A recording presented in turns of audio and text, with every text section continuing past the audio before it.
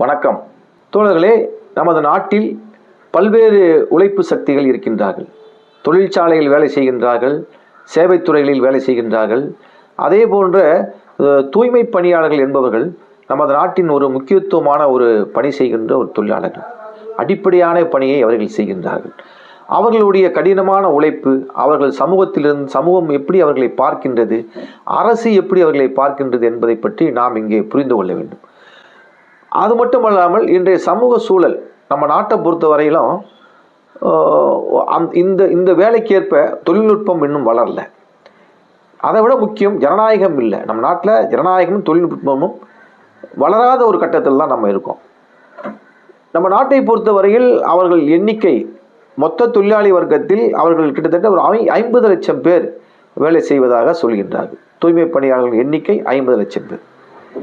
கடந்த 35 ஆண்டுகளாக அவர்கள் போராடாத நாட்கள் கிடையாது. தொடர்ச்சியாக அவர்கள் தங்கள் பிரச்சனைக்காக நாடு முழுவதும் போராடி வருகின்றார்கள். ஏனென்றால் அவர்கள் மீதான ஒடுக்குமுறை அந்த அளவிற்கு பல்வேறு முனைகளில் அவர்கள் மீதான ஒடுக்குமுறையும் தாக்குதலும் அதிகரித்து வருகிறது. அப்பேற்பட்ட ஒரு தொழிலாளர்களுடைய எப்படி நம்ம புரிஞ்சுக்கிற போகிறோம் அப்படின்றத பற்றி தான் நம்ம பார்க்க போகிறோம். முதல்ல இந்த சமூக அமைப்பு அப்படின்றது நம்ம ஏற்கனவே சொன்னோம், ஜனநாயகமும் தொழில்நுட்பமும் வளராத ஒரு நாடாக நம்ம நாடு இருக்குது. அது மட்டும் இல்லாமல் 1990களுக்கு பிறகு இந்த 35 ஆண்டு கால போராட்டம் அப்படின்றது ஒரு அரசியல் பின்னணியிலிருந்து நம்ம அதை பார்க்கணும். 1990களுக்கு பிறகு ஒரு மறுகட்டுமானம் அப்படின்றது உருவாகுது. தனியார் மயம், தாராளமயம், உலகமயம் என்கின்ற ஒரு மறு காலனியாக்க கொள்கை, ஒரு புதிய வடிவிலான ஒரு மறு கட்டுமானம் என்பது நாடு முழுவதும் உருவாகின்றது.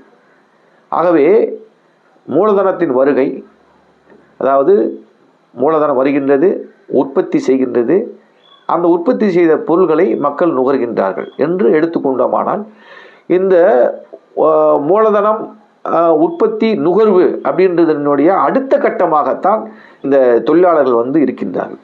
இந்த நுகர்வு அப்படின்ற விஷயம் இருக்கு இல்லைங்களா, அந்த நுகர்வினுடைய வெளிப்பாடு தான் இந்த கழிவுகள் அப்படின்றத ரொம்ப முக்கியமாக பார்க்கணும். அது மட்டும் இல்லாமல் இன்றைய மறுகாலனியாக்க சூழலில் இன்னொரு பக்கம் தனியார் மயம் என்ற அரசியல் நடவடிக்கை வருது. தனியார் மயம் என்றால் என்ன என்றால், அரசு வேலை அப்படின்றது இனிமேல் கிடையாது.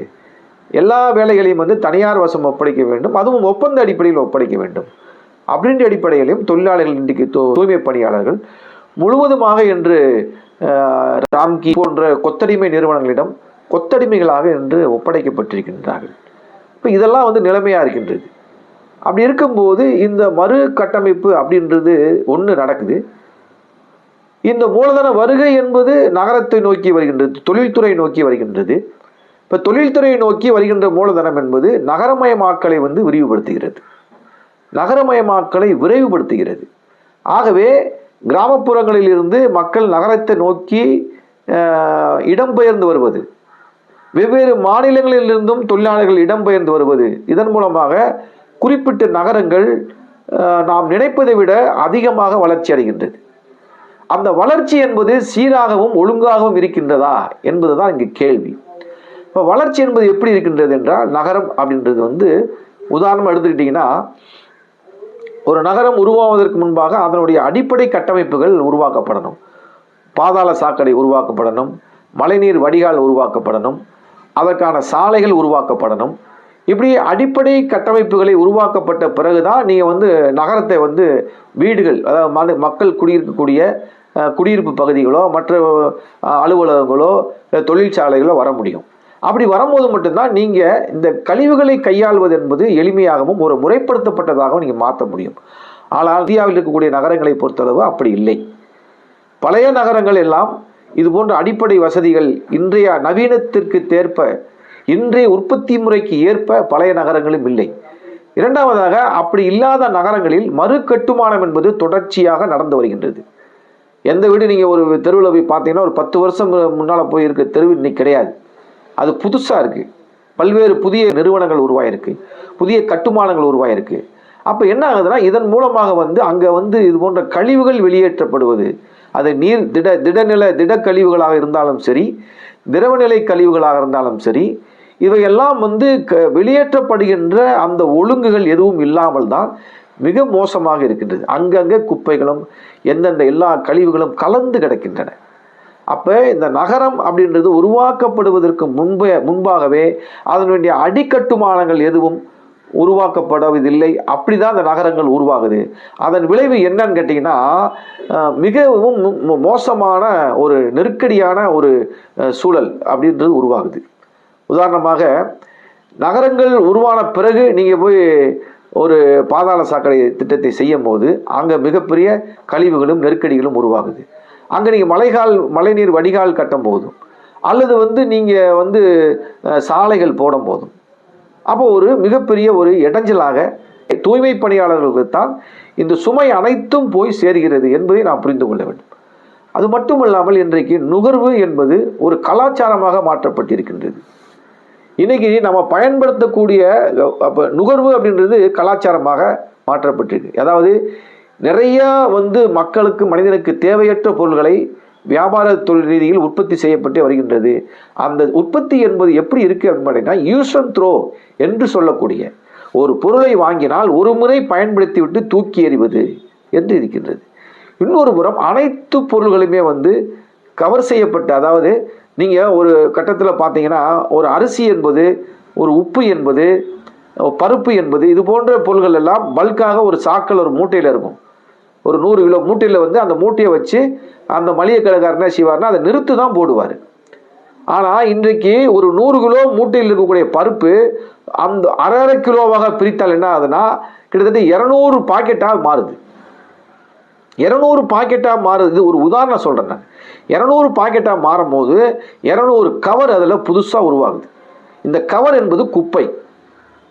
இப்படி லட்சக்கணக்கான பொருட்கள் எல்லாம் பல்காக எடை போட்டு ஒரு மஞ்சப்பையில் வாங்கிட்டு போகின்ற நிலைமை மாறி துண்டு துண்டாக பிரித்து பாக்கெட் பண்ணி விற்கின்ற சூழல் என்பது இன்றைக்கு மிகவும் அதிகரித்திருக்கின்றது. அதான் நீங்கள் பார்க்குறீங்க, ஷாப்பிங் மால்ஸு இது போன்ற மளிகை கடைகளே இன்றைக்கி அற்று போய் மால்களாக உருவாகும் போது எல்லாமே கவர்டாக இருக்குது. அப்போ இதையெல்லாம் குப்பைகளாக தான் மாறுகின்றது. அப்போ ஒரு பக்கம் நுகர்வின் மூலமாக மக்கள் நுகர்கின்ற பொருள்கள் குப்பைகளாக மாறுகின்றன. இன்னொரு பக்கம் பொருள்கள் எல்லாம் எடை போட்டு விற்கின்ற பொருள்கள் எல்லாம் கவரில் அடைக்கப்பட்டதன் விளைவாக குப்பைகள் பெருகுகின்றன. நகரத்தின் விரிவாக்கம், நகரமயமாக்கல், இதன் மூலமாக மக்கள் தொகை பெருக்கத்தினூடாக இன்னும் பல பல பல மடங்கு குப்பைகளும் கழிவுகளும் திடக்கழிவுகளும் எங்கு பார்த்தாலும் கொட்டி கிடக்கின்றன. ஆனால் அதில் ஈடுபடக்கூடிய தொழிலாளர்களின் நிலைமை என்பது அவர்கள் நவீனப்படுத்தப்படாத தொழிலாளர்களாக அந்த குப்பை அள்ளுகின்ற நடவடிக்கை, அந்த ப்ராசஸ் என்பது நவீனப்படுத்தப்படுறது இல்லை. அதன் மூலமாக என்ன ஆகுதுன்னு கேட்டிங்கன்னா, மொத்த சுமையும் தூய்மை பணியாளர்கள் மேல் தான் விழுகுதுங்க. அப்போ ஒரு தூய்மை பணியாளர்களுடைய நெருக்கடியை நாம் இந்த வகையில் உற்பத்தி, புதிய அரசியல் நிலைமை, விநியோகம், நுகர்வு, அதன் அடுத்து அந்த நுகர்வின் விளைவாக வெளியேற்றப்படுகின்ற கழிவுகள், அந்த கழிவுகளை எடுத்து அதை பராமரிக்கின்ற, அதை தூய்மைப்படுத்துகின்ற தூய்மை பணியாளர்கள் என்பவர்கள் இவ்வளோ பெரிய ஒரு சிஸ்டத்தை, இவ்வளோ பெரிய ஒரு நெருக்கடிக்குள்ளே வேலை செய்கின்றவர்களாக இருக்கின்றார்கள் என்பதை நாம் ஒரு சமூகத்தினுடைய மொத்த உற்பத்தி, சமூகத்தினுடைய நிலைமை, அரசியல் நிலைமை, இந்த நுகர்வு பண்பாடு இதனுடன் பொருத்தி பார்க்கும்போது மட்டும்தான் நாம் தூய்மை பணியாளர்களுடைய கஷ்டத்தை நம்ம புரிஞ்சுக்க முடியும். எந்த ஒரு நாட்டிலும் அந்த சுகாதாரத்தை மேம்படுத்துவது அப்படின்றதுக்குள்ள நீங்கள் திடக்கழிவுகள் மேலாண்மையும் உள்ளே வந்துடும். அப்போ சுகாதாரத்தை மேம்படுத்துவதுனா சுற்றுப்புறத்தை சுத்தமாக வைத்துக்கொள்வது அப்படின்றது தான். இப்போ திடக்கழிவு மேலாண்மை அப்படின்றதுல மற்ற நாடுகள் கொடுக்குற முக்கியத்துவத்தை இந்தியாவில் கொடுக்குறாங்களான்னா இல்லை. அதாவது அதற்காக மத்திய மாநில அரசுகள் ரெண்டுமே சரி அதுக்கு முழுமையான நிதி ஒதுக்குவதில்லை. இப்போ திடக்கழிவு மேலாண்மைக்கான நிதி ஒதுக்கி அதுக்கு முக்கியத்துவம் கொடுத்து அந்த வேலையை செய்வது அப்படின்றத செய்வதே இல்லை. அதன் விளைவு என்னன்னு கேட்டிங்கன்னா, அது ஒரு பக்கம் மக்களுக்கு அது பாதிப்பு ஏற்படுத்துகின்றது. சுற்றுச்சூழல் மோசமாக இருக்கும்போது மக்களுக்கு பாதிப்பு ஏற்படுத்துகின்றது. ஆனால் மக்களுக்கு பாதிப்பு ஏற்படுத்துகின்றதுக்கு முன்னால் யாருக்கு பாதிப்பு ஏற்படுத்துகிறது அப்படின்னு பார்த்தீங்கன்னா, இதை கையாளுகின்ற தூய்மை பணியாளர்கள் தான் இதில் முதல் பாதிக்கப்படுகின்ற ஒரு செக்டாராக இருக்காங்க. இப்போ நீங்கள் எப்படி பாதிக்கப்படுறாங்க அப்படின்றத நம்ம பார்க்கணும்.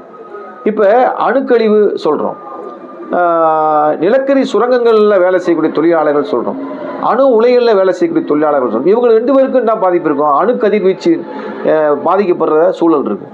இங்கே நிலக்கரி சுரங்கங்கள் வந்து இடிந்து விழுந்து சுரங்கங்களுக்குள்ள மாட்டிக்கொண்டு தொழிலாளர்கள் உயிரிழக்கின்ற நடவடிக்கை நம்ம பார்க்கணும். அப்போ இப்படிப்பட்ட ஆபத்தான தொழில்கள் மாதிரி தான் தூய்மை பணியம் வந்து இருக்குது அப்படின்றத நம்ம வந்து பார்க்கணும்.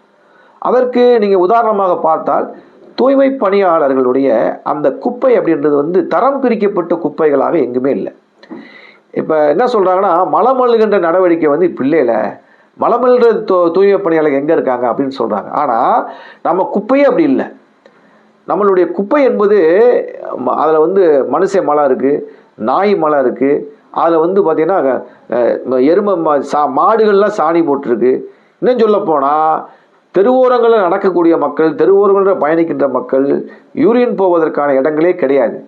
அவன் போய் என்ன செய்கிறான்னா அது போன்ற குப்பைகளில் தான் போய் யூரின் போகிறான். அப்போ ஒரு குப்பை என்பது ஒன்று உணவு கழிவுகளாகவும் இருக்கின்றது, இன்னொரு பக்கம் கட்டட இடிபாடுகளுக்கான கழிவுகளாகவும் கட்டடங்களை கட்டுகின்ற அந்த கழிவுகளாகவும் இருக்கின்றது. மாடு நாய் மனித கழிவுகளும் அதில் இருக்கின்றது.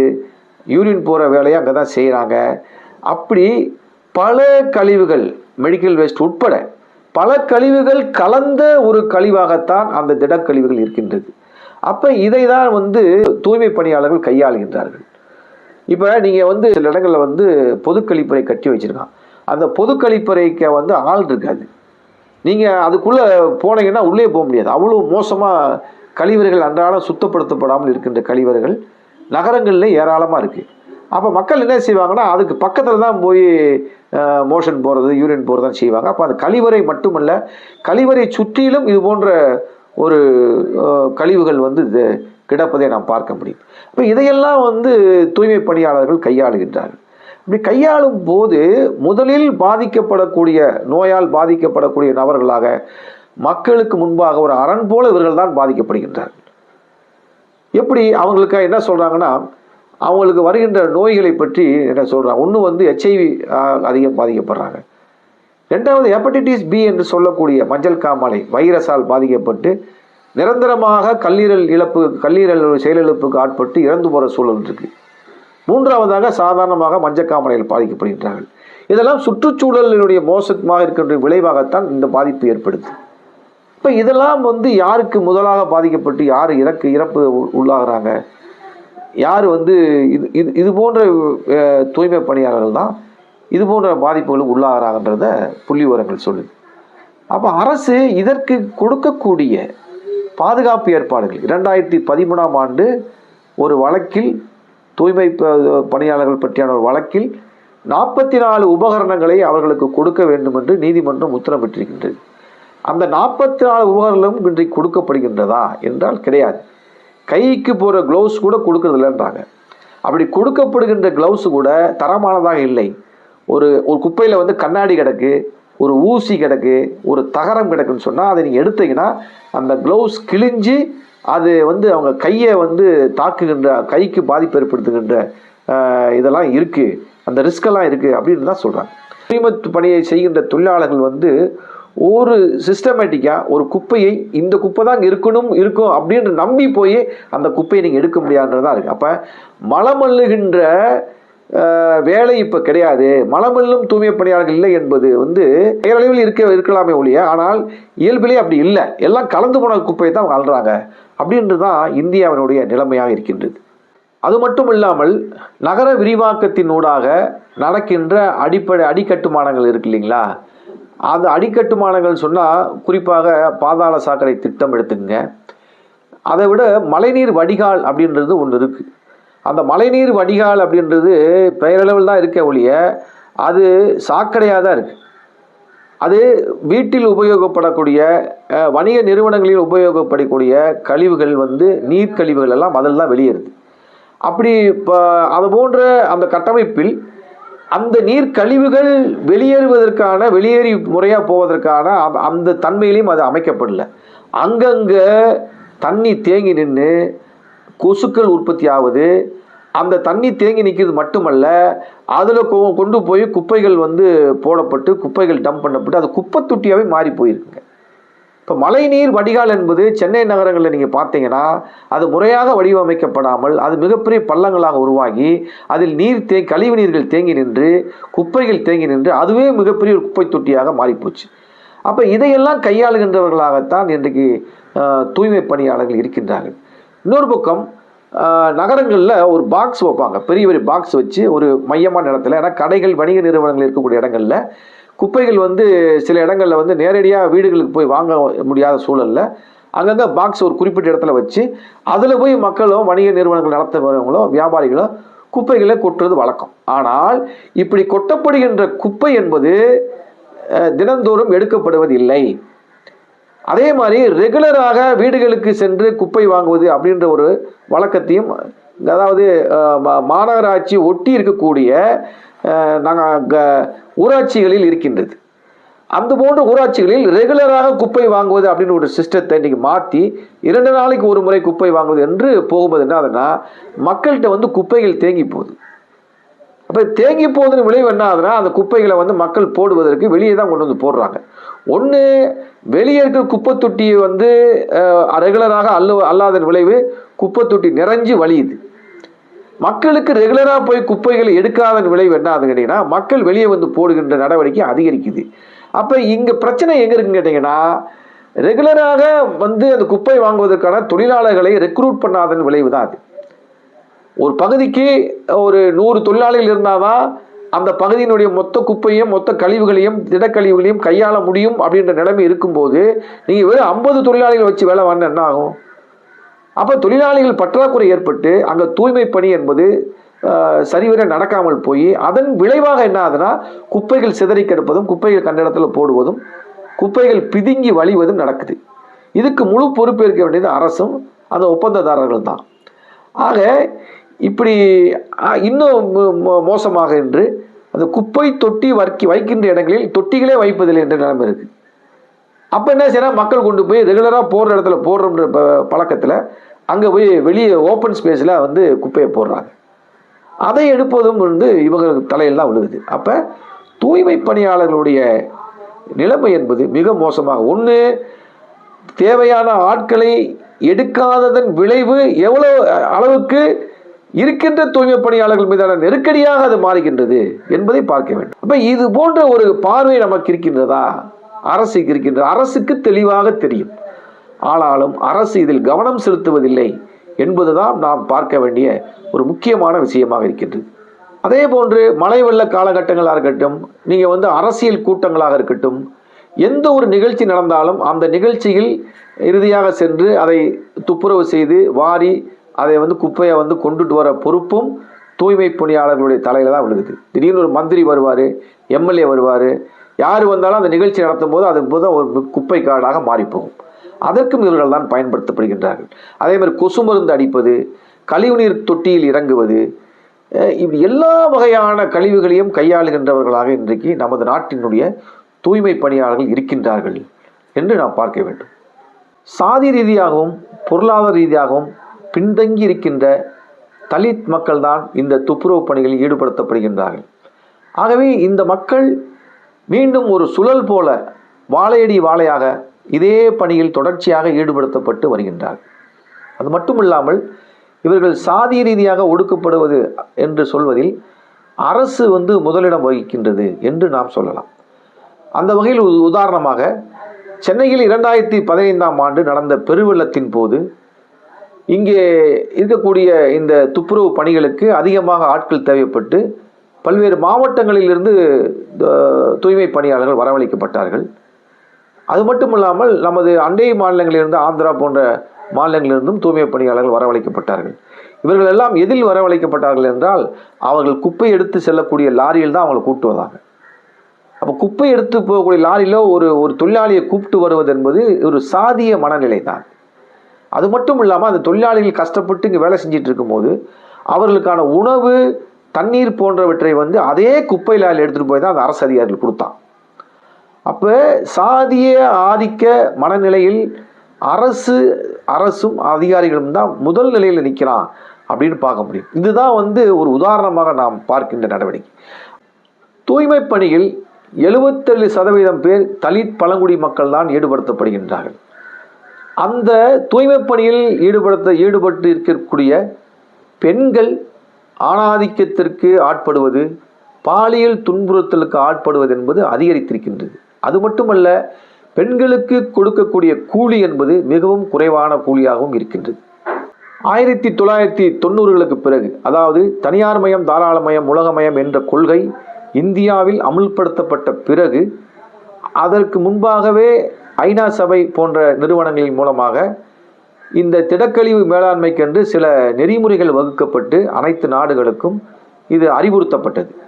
அதன்படி 1993களில் இங்கே அதற்கான சட்டங்கள் எல்லாம் கொண்டு வரப்பட்டது. அதாவது கையால் மலம் அள்ளுவதை தடுக்கின்ற நடவடிக்கை என்ற வகையில் 1993 சட்டங்கள் கொண்டு வரப்பட்டது. ஆனால் இது சட்டம் என்பது காகிதத்தில் மட்டும்தான் இருக்கே ஒழிய நடைமுறையில் இன்று வரை சாத்தியப்படுத்தப்படாமல் தான் இருக்கின்றது. இரண்டாவதாக, காங்கிரஸ் அரசாங்கமும் இதை கொண்டு வந்து இதற்கான சட்டங்களை இயற்றியது, அதுவும் நடைமுறைப்படுத்தப்படவில்லை. மூன்றாவதாக, 2014ஆம் ஆண்டு மோடி அவர்கள் ஆட்சிக்கு வந்த பிறகு காந்திஜியினுடைய 150வது பிறந்த நாளில் ஸ்வச் பாரத் என்ற ஒரு திட்டத்தை அறிவித்தார். இது என்னன்னு கேட்டிங்கன்னா, கிராமங்களில் பொதுவெளியில் மலம் கழிப்பதை தடை செய்கின்ற ஒரு சட்டம். ஆனால் நடைமுறையில் அதுவும் சாத்தியமற்று போய்விட்டது. அந்த சட்டம் என்பது தனக்கான அரசியல் விளம்பரம் தேடிக்கொள்வதற்கு, மோடியின் புகழ் பாடுவதற்கு, ஒவ்வொரு பெட்ரோல் பங்கிலையும் விளம்பரப்படுத்துவதற்கு மட்டும்தான் பயன்பட்டதே ஒழிய நடைமுறையில் சாத்தியமற்றதாக மாறிப்போய்விட்டது. அதன் பிறகு தூய்மை இந்தியா திட்டம் என்று ஒன்று கொண்டு வரப்பட்டு, அந்த திட்டத்தின் மூலம் கழிவறை கட்டுகின்ற நடவடிக்கை மட்டுமே செய்யப்பட்டதே ஒழிய கையால் மலம் அள்ளுகின்ற நடவடிக்கை என்பது அதை தடுப்பதற்கான வேலைகளும் செய்யப்படவில்லை. அது மட்டுமல்ல, மலக்குழி மரணங்கள் தடுக்கப்படவில்லை. போன்ற நடவடிக்கைகள் எதுக்காகவும் அந்த தொகை செலவழிக்கப்படவில்லை. அந்த தொகையின் அளவு என்னவென்றால் 1,41,600 கோடி என்று சொல்கின்றார்கள். அவ்வளோ பெரிய தொகை ஒதுக்கப்பட்டும் கூட கையால் மலம் அள்ளுவதையும் மலக்குழியில் விழுந்து சாவதையும் தடுக்க முடியாமல் வெறும் கழிவறை கட்டுகின்ற நடவடிக்கை மட்டுமே அந்த பணம் என்பது பயன்பட்டது என்பதை நாம் பார்க்க வேண்டும். தூய்மை பணியாளர்களின் இந்த அனைத்து பிரச்சனைகளுக்கும் தீர்வு என்ன? மனுநீதி காலம் தொட்டு அன்றைய காலகட்டத்தில், மனுநீதி ஆட்சி செய்து வந்த காலகட்டத்தில் தூய்மை பணி என்பது இந்த சாதிக்கு மட்டும்தான் என்று இருந்தது. அது சமூகத்தால் நிர்பந்திக்கப்பட்ட, மனு நீதியின்படியே சரி என்று அங்கீகரிக்கப்பட்ட ஒரு குறிப்பிட்ட சாதியினர் செய்யக்கூடிய தொழிலாக இருந்தது. ஆனால் அரசியலமைப்பு சட்டம் வந்த பிறகு அது சட்டப்படி ஒரு குலத்தொழிலாக இருக்க முடியாது என்று சட்டப்படி அது மாற்றம் கொண்டு வந்த பிறகு சட்டத்தின் அடிப்படையில் குலத்தொழில் என்பது இப்போது கிடையாது. ஆனாலும் நடைமுறையில் அது இன்று வரை குலத்தொழிலாகவே நீடித்து கொண்டிருக்கின்றது என்றுதான் நாம் பார்க்க வேண்டும். அதன்படி இது வெறும் பொருளாதார கோரிக்கை, பொருளாதாரத்தை உயர்த்தி தருவது என்று மட்டும் பார்க்காமல் இந்த இழிநிலையிலிருந்து அவங்களை விடுபட வைக்க வேண்டியது அவசியமாக இருக்குது. இப்போ சிலர் என்ன சொல்கிறாங்கன்னா, அவங்க அதிலிருந்து வெளியே வரணும், அவங்க அதை நிரந்தர கோரிக்கையாக வைக்கக்கூடாது அப்படின்னு சொல்லி தலித் மக்களுக்கான அரசியல் கட்சிகள் சொல்கிறாங்க. அப்போ அவங்கள் அந்த தொழிலிருந்து வெளியே வரணும் என்பது சொல்வதன் மூலமாக மட்டும் அவர்கள் பிரச்சனை தீர்க்காது. அது மட்டுமல்ல, அவர்களுக்கு என்ன மாற்று என்பதை நாம் சொல்ல வேண்டும். மாற்றை சொல்லாமல் இருக்கும் வரை அவர்களுடைய பிரச்சனையை அவர்களே தீர்த்து கொள்ள வேண்டும் என்று மீண்டும் அந்த சுமையை அவர்கள் தலையில் இறக்கி வைக்கின்ற வேலையைத்தான் நாம் செய்கின்றோம். ஆக மாற்று என்ன என்பதை முன்வைத்து அதை நோக்கி அவர்கள் வருவதற்கான போராட்டத்தை மொத்த சமூகமும் செய்ய வேண்டியது அவசியமாக இருக்கின்றது என்றுதான் நாம் இந்த பிரச்சனையை பார்க்க வேண்டும். பெரும்பாலும் வீட்டுக்கு ஒருவர் வாரிசு போல மீண்டும் மீண்டும் இந்த தொழிலை செய்கின்றவர்களாக அவர்கள் இருக்கின்றார்கள். இதற்கு என்ன காரணம் என்றால், போதிய கல்வி, வேலை வாய்ப்பில் அவர்களுக்கான முக்கியத்துவம் இல்லாமல் இருக்கின்றது. அவர்களுடைய அடிப்படை பொருளாதார சூழலே அதுபோன்று இருக்கின்றது. ஆகவே போதிய கல்வி, வேலை வாய்ப்பில் அவர்கள் பங்கேற்கின்ற தன்மைக்கு அவர்கள் நிலைமை என்பது சமூக ரீதியாகவே மாற்றப்பட வேண்டியது அவசியமாக இருக்கின்றது. ஆனால் இது போன்ற மாற்றம் வருவதை அரசு விரும்புவதில்லை அப்படின்னு பார்க்கணும். இன்றைக்கு இருக்கக்கூடிய அதிகார வர்க்கம் அவர்கள் மாறி வர வேண்டும், முன்னேறி வர வேண்டும் என்று விரும்புவதே இல்லை என்பது இதில் ஒரு முக்கியமான விஷயமாக நாம் பார்க்க வேண்டியது அவசியமாக உள்ளது. தீர்வாக கழிவு மேலாண்மை தொடர்பான ஒரு தனித்துறையை உருவாக்கி விஞ்ஞானபூர்வமாக அந்த கழிவு மேலாண்மை என்பது நடத்தப்பட வேண்டும். இன்னொன்று, தூய்மை பணியையும் மலம் அள்ளுகின்ற நடவடிக்கையும் இரண்டாக பார்க்க வேண்டும். தூய்மை பணி என்பதை தனியாக பார்க்க வேண்டும். மலம் அள்ளுகின்ற, அதாவது மனித கழிவுகளை கையால் அள்ளுகின்ற நடவடிக்கை என்பது முற்றிலுமாக தடை செய்யப்பட வேண்டும்.